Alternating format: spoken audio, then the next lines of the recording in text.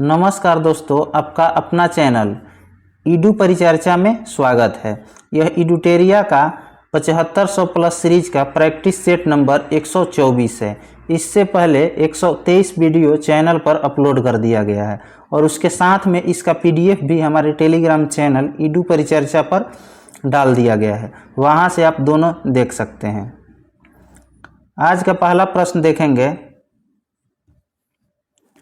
जब किसी अर्थव्यवस्था में कीमतों में गिरावट होती है तो यह निम्नलिखित में से किसको जन्म दे सकती है? तो इसका सही उत्तर दिया है 1 और 3, मतलब उपभोक्ता वस्तुओं की मांग में वृद्धि, तथा 3 नंबर क्या है तो निर्यात में वृद्धि। ये दोनों में वृद्धि हो जाएगा।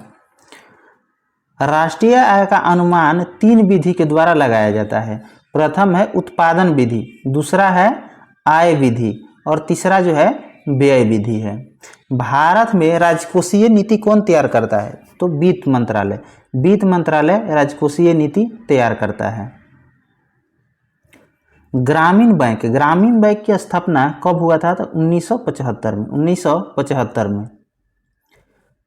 अगला प्रश्न है यूनियन बजट में राजकोषीय घाटा को निम्न के बराबर है। किसके बराबर है? तो आंतरिक और बाह्य उधार में शुद्ध वृद्धि के बराबर है। राष्ट्रीय आय का लेखांकन का जनक किसको माना जाता है? तो साइमन कुजनेट्स को। अगला प्रश्न है निम्नलिखित में से कौन सी पूंजी खाता नहीं है? तो निजी प्रेषण नहीं है। क्या नहीं है? तो पूंजी खाता नहीं है। विदेशी ऋण है, प्रत्यक्ष विदेशी निवेश है तथा पोर्टफोलियो निवेश, ये सभी जो है पूंजी खाते हैं। अगला प्रश्न है विटामिन के शरीर के किस भाग में संश्लेषित होता है? तो यकृत में। और पित्त का जो भी निर्माण होता है यकृत में ही होता है। और जमा कहाँ होता है? पित्त, तो पित्ताशय में जमा होता है। विटामिन के का रासायनिक नाम पूछा जाएगा तो क्या हो जाएगा? फिलोक्विनोन। और विटामिन का आविष्कार किसके द्वारा किया गया? तो फंक के द्वारा। कब? तो 1911 में। अगला प्रश्न है पीला एंजाइम किसे कहते हैं? पीला एंजाइम किसे कहते हैं? तो विटामिन B2 का रासायनिक नाम राइबोफ्लेविन हो जाएगा। विटामिन सी का रासायनिक नाम एस्कॉर्बिक एसिड हो जाएगा।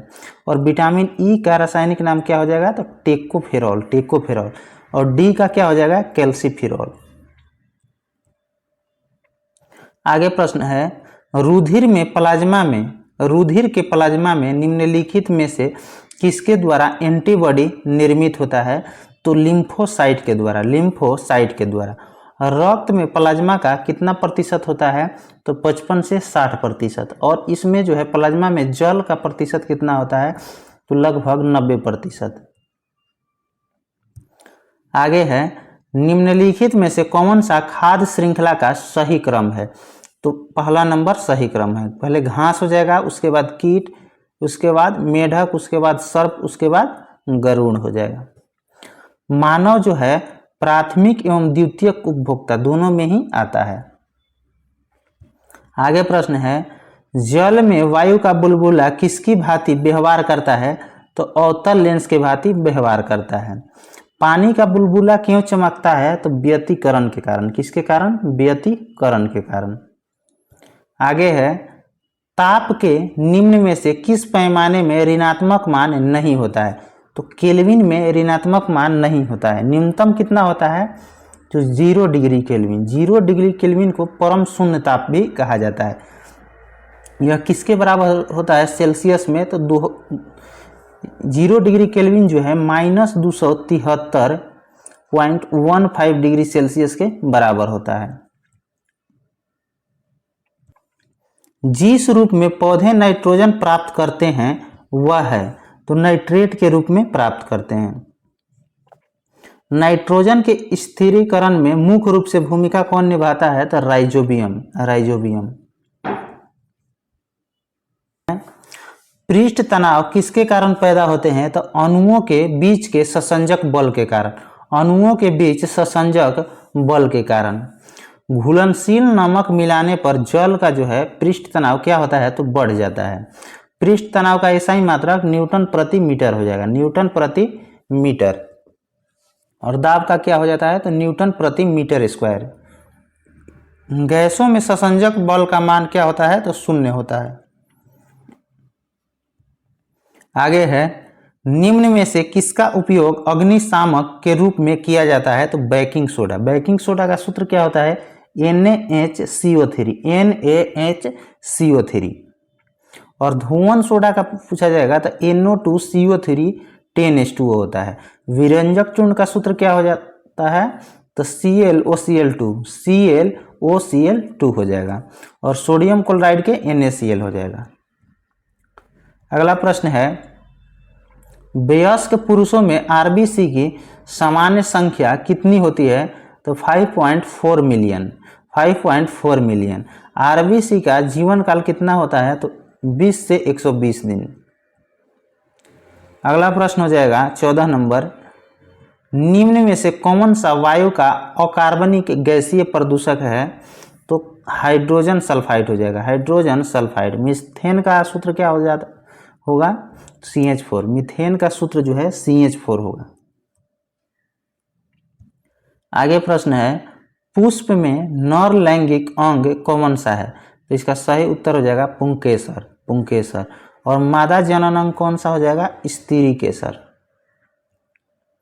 आगे है, घर्षण बल एक संस्पर्शी बल है जबकि चुंबकीय बल असंस्पर्शी बल है। यह कथन किसके लिए अनिवार्य है तो 0 डिग्री सेल्सियस के लिए, 0 डिग्री सेल्सियस के लिए ये जो नियम है उसके लिए अनिवार्य है। घर्षण के विपरीत किया गया कार्य क्या होता है तो ऋणात्मक होता है।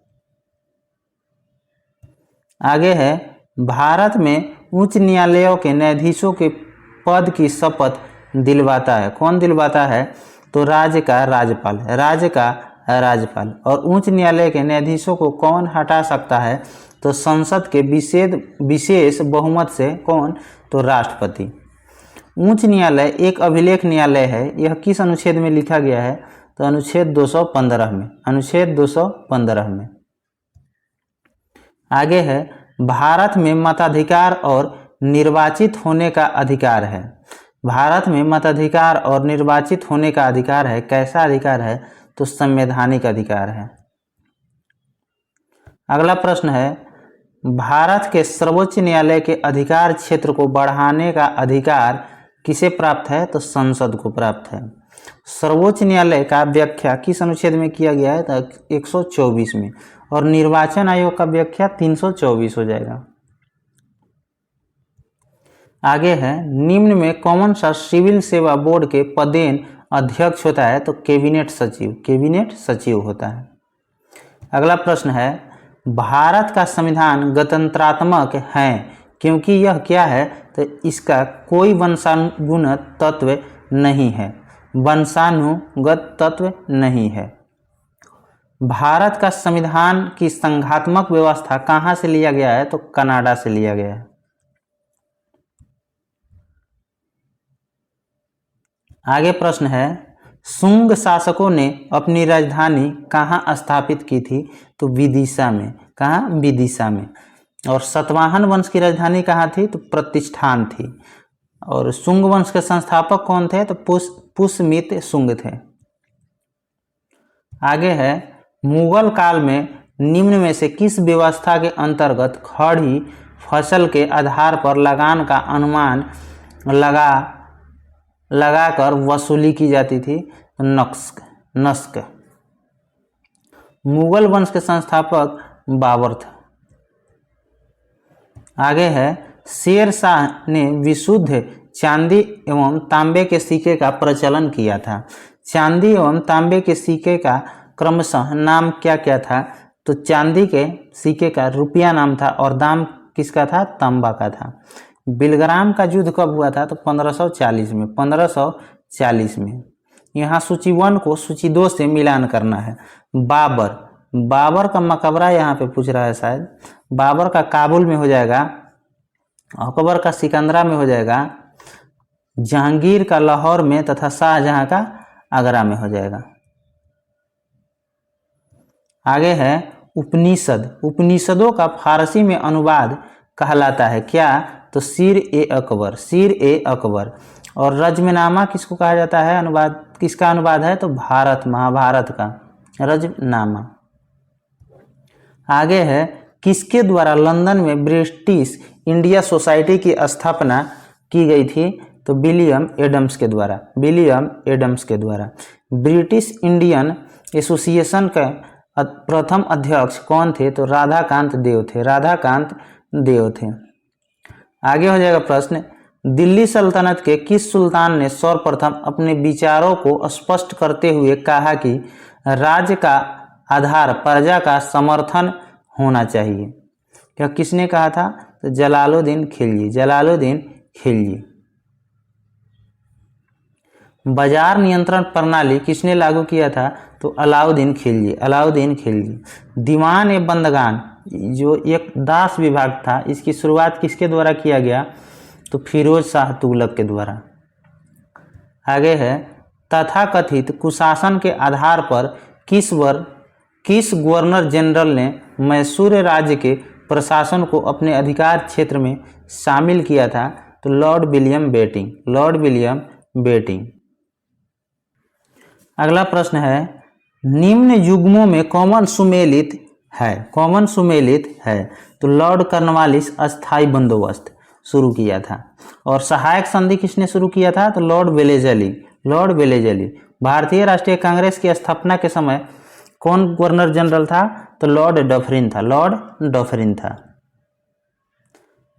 अगला प्रश्न है निम्नलिखित में से किन व्यक्तियों ने द्वितीय गोलमेज सम्मेलन में भाग लिया था? तो महात्मा गांधी, सरोजनी नायडू तथा मदन मोहन मालवीय। यानी डी इसका आंसर हो जाएगा। गांधी इरविन समझौता कब हुआ था? तो 1931 में, 1931 में। आगे प्रश्न है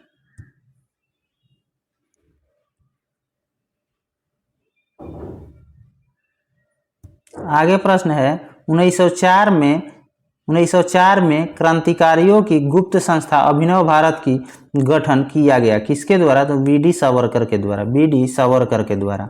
ब्रिटिश सार्वजनिक सभा की स्थापना 1843 में किसके द्वारा किया गया? तो दादा भाई नौरोजी के द्वारा, दादा भाई नौरोजी के द्वारा। पूना सार्वजनिक सभा की स्थापना 1867 में किसके द्वारा? एमजी रानाडे के द्वारा, एमजी रानाडे के द्वारा किया गया। आगे है 14 जून 1947 को कांग्रेस की दिल्ली अधिवेशन में भारत के विभाजन का प्रस्ताव स्वीकृत हुआ। इस अधिवेशन के अध्यक्ष निम्न में से कौन थे? तो आचार्य जेबी कृपलानी थे, आचार्य जेबी कृपलानी थे। गांव में होने वाला अधिवेशन कौन था? तो फैजपुर। कब हुआ था? तो 1937 में। और इसकी अध्यक्षता जवाहरलाल नेहरू किए थे। सबसे युवा अध्यक्ष कांग्रेस के कौन बने थे? अबुल कलाम आज़ाद, अबुल कलाम आज़ाद। आगे है वर्ष 1907 में भिक्काजी कामा जो भारत की आज़ादी का ध्वज फहराने वाली प्रथम व्यक्ति थी ने कहाँ ध्वज फहराया था? तो स्टुटगार्ड में। आर्य महिला सभा की स्थापना किसके द्वारा किया गया? तो पंडिता रामाबाई के द्वारा, पंडिता रामाबाई के द्वारा। भारत में अंग्रेजों ने प्रथम मदरसा कहाँ स्थापित किया था? तो कोलकाता में, कोलकाता में। सुधी आंदोलन के प्रवर्तक कौन थे? स्वामी दयानंद सरस्वती। आगे है निम्नलिखित में से किसने सोम प्रकाश नामक समाचार पत्र शुरू किया था? तो ईश्वर चंद्र विद्यासागर, ईश्वर चंद्र विद्यासागर। इंडियन मिरर किसकी कृति है? तो केशव चंद्र सेन की। नेशन किसकी कृति है? तो गोपाल कृष्ण गोखले के, गोपाल कृष्ण गोखले के। आगे है सूती कपड़े के टुकड़े के अवशेष निम्नलिखित में से किस हड़प्पा स्थल से मिले हैं? तो मोहनजोदड़ो से, मोहनजोदड़ो से। चावल के दाने जो है कहाँ से प्राप्त हुए हैं? तो रंगपुर और लोथल से। मिट्टी के हल कहाँ से मिले हैं? तो बनवाली से। आगे है निम्नलिखित में से कौन भारत में आए विदेशी आक्रमणकारियों का सही क्रम है तो पहले हिंद यमन हो जाएगा, उसके बाद शक हो जाएगा, उसके बाद हिंद पार्थियन हो जाएगा, उसके बाद कुषाण हो जाएगा। भारत पर आक्रमण करने वाला प्रथम ईरानी शासक पूछेगा तो डेरियस प्रथम हो जाएगा, डेरियस प्रथम पूछेगा। भारत में सबसे पहला आक्रमण बैक्ट्रिया के किस शासक ने किया था तो डेमेट्रियस ने। आगे है, हॉर्न ऑफ अफ्रीका कहलाने वाले विभिन्न 4 देशों में कौन सा देश स्थल रुद्ध है तो सोमालिया। सोमालिया की राजधानी कहाँ है, मोगादिशु। इरिट्रिया की राजधानी कहाँ है, अस्मारा है। जिबूती की राजधानी जिबूती सिटी हो जाएगा। इथोपिया की राजधानी अदिस अबाबा हो जाएगा। रोमानिया की राजधानी कहाँ है, रोमानिया की राजधानी बुखारेस्ट है। और बुडापेस्ट कहाँ की राजधानी है तो हंगरी की है। वर्तमान में भारत के सबसे लंबे राष्ट्रीय राजमार्ग कौन सा है तो NH-44। आगे है, रेगुड़ या काली मिट्टी की सर्वाधिक विस्तार किस राज्य में है तो महाराष्ट्र में हो जाएगा। और इसी मिट्टी पे कपास की खेती सर्वाधिक होती है। आगे है, मलाक्का जल संधि में आने जाने की सुविधाएं हैं तो अंडमान से दक्षिण चीन सागर तक, अंडमान से दक्षिण चीन सागर तक। जिब्राल्टर किसको किसको अलग करता है तो भूमध्य सागर को अटलांटिक से। आगे है, निम्न में से कौन सा स्थल रुद्ध देश है तो माली। माली की राजधानी कहाँ हो जाएगा, बमाको हो जाएगा। और अंगोला की राजधानी लुआंडा, अंगोला के लुआंडा। सोमालिया की राजधानी कहाँ हो गया तो मोगादिशु हो जाएगा। और कीनिया की राजधानी नैरोबी हो जाएगा। आगे है, भूटान के साथ भारत के किस राज्य की सीमा सबसे ज़्यादा लंबी है तो असम के। विश्व की गेहूं की मंडी किस शहर को कहा जाता है तो विनिपेग को। मॉन्ट्रियल प्रोटोकॉल कब हुआ था तो 1987 में। और किसके लिए संबंधित है ये तो ओजोन परत के संरक्षण के लिए। ओजोन दिवस कब मनाया जाता है तो 16 सितंबर।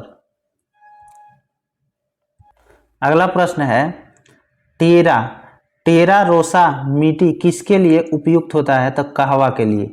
और अरेबिका किसका किस्म है तो कहवा का।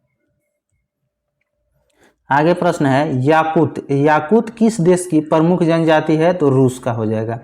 सौर विकिरण निम्नलिखित में से किस परास में दिखता है तो 400 से 780 nm। आगे है, भीड़ नियंत्रण हेतु प्रयोग में लाई जाने वाली अश्रु गैस में कौन सी गैस होती है तो अमोनिया होती है, अमोनिया। इसके बाद यहाँ पे दिया हुआ है स्मरणीय तथ्य, इसको देखते हैं, ये बहुत ही VVI है। प्रथम राजभाषा आयोग का गठन कब हुआ था तो 1955 में। और इसके अध्यक्ष कौन बने थे तो VG खरे बने थे, VG खरे। वर्तमान में कुल कितनी भाषाओं को 8वीं अनुसूची में शामिल किया गया है तो 22 भाषाओं को। किस संविधान संशोधन के द्वारा सिंधी भाषा को 8वीं अनुसूची में शामिल किया गया था तो 21वां संविधान संशोधन के द्वारा। कब तो 1967 में। आगे हो जाएगा, किस संविधान संशोधन के द्वारा मणिपुरी, कोंकणी और नेपाली भाषा को 8वीं अनुसूची में शामिल किया गया था तो 71वां संविधान संशोधन। कब तो 1992। किस संवैधानिक संशोधन के द्वारा मैथिली, संथाली, बोडो, डोगरी बोडो भाषा को 8वीं अनुसूची में शामिल किया गया था तो 92वां संविधान संशोधन 2003। किस अनुच्छेद में बच्चों को प्राथमिक स्तर पर मातृभाषा में शिक्षा देने की बात कही गई है तो अनुच्छेद 350 के क। किस अनुच्छेद में हिंदी को प्रोत्साहन देने की बात कही गई है तो अनुच्छेद 351 में, अनुच्छेद 351 में। आगे हो जाएगा, भारतीय संविधान में कितने प्रकार के आपातकाल की व्यवस्था की गई है तो 3 प्रकार के। पहला है राष्ट्रीय आपात, ये इसका अनुच्छेद पूछेगा तो 352 हो जाएगा। राष्ट्रपति शासन अनुच्छेद 356 हो जाएगा। वित्तीय आपात अनुच्छेद 360 हो जाएगा। आगे है, मंत्रिमंडल की लिखित सिफारिश पर राष्ट्रीय आपात की घोषणा किसके द्वारा की जाती है? तो राष्ट्रपति के द्वारा। अनुच्छेद 19 के मौलिक अधिकार को आपातकाल के समय निलंबित किया जाता है, अनुच्छेद 358 के अंतर्गत। आगे है, राष्ट्रीय आपात की घोषणा को कितने दिनों के भीतर संसद के दोनों सदनों की स्वीकृति अनिवार्य होती है? तो 1 माह के अंदर। अनुच्छेद 359 के तहत आपातकाल के दौरान किस अनुच्छेद में वर्णित मौलिक अधिकारों को निलंबित नहीं किया जाता है? तो अनुच्छेद 20 और 21 को। आगे है, भारत में पहली आपातकाल की घोषणा कब की गई थी? तो 1962 में चीन आक्रमण के समय। किसी राज्य में संवैधानिक तंत्र के विफल हो जाने पर के पश्चात राष्ट्रपति शासन लगाया जाता है, किस अनुच्छेद के तहत? अनुच्छेद 356 के तहत। आगे है, राष्ट्रपति शासन की घोषणा को कितने दिनों के भीतर संसद के दोनों सदनों की स्वीकृति अनिवार्य होती है? तो 2 माह के भीतर। भारत में सबसे पहले किस राज्य में राष्ट्रपति शासन लागू हुआ था? तो पंजाब में। और कब हुआ था? तो 1951 में। वित्तीय आपात की घोषणा को कितने दिन के भीतर संसद के दोनों सदनों की स्वीकृति अनिवार्य होती है? तो 2 माह। यहाँ पे दिया हुआ है भारत का राष्ट्रीय चिन्ह, ध्वज, गान, गीत और कैलेंडर। राष्ट्रीय ध्वज कब अपनाया गया था? तो 22 जुलाई 1947। राष्ट्रगान कब अपनाया गया था? तो 24 जनवरी 1950। अशोक स्तंभ को 26 जनवरी 1950 हो जाएगा। राष्ट्रीय गीत 26 जनवरी 1950। राष्ट्रीय कैलेंडर को 22 मार्च 1957। राष्ट्रीय नदी गंगा को 4 नवंबर 2008। राष्ट्रीय जलीय जीव गंगा डॉल्फिन को 5 अक्टूबर 2009। 5 अक्टूबर 2009। भारतीय नागरिकों एवं निजी संस्थानों को राष्ट्रीय ध्वज फहराने का अधिकार दिया गया, किसके द्वारा? तो भारतीय ध्वज संहिता 2002 के अंतर्गत।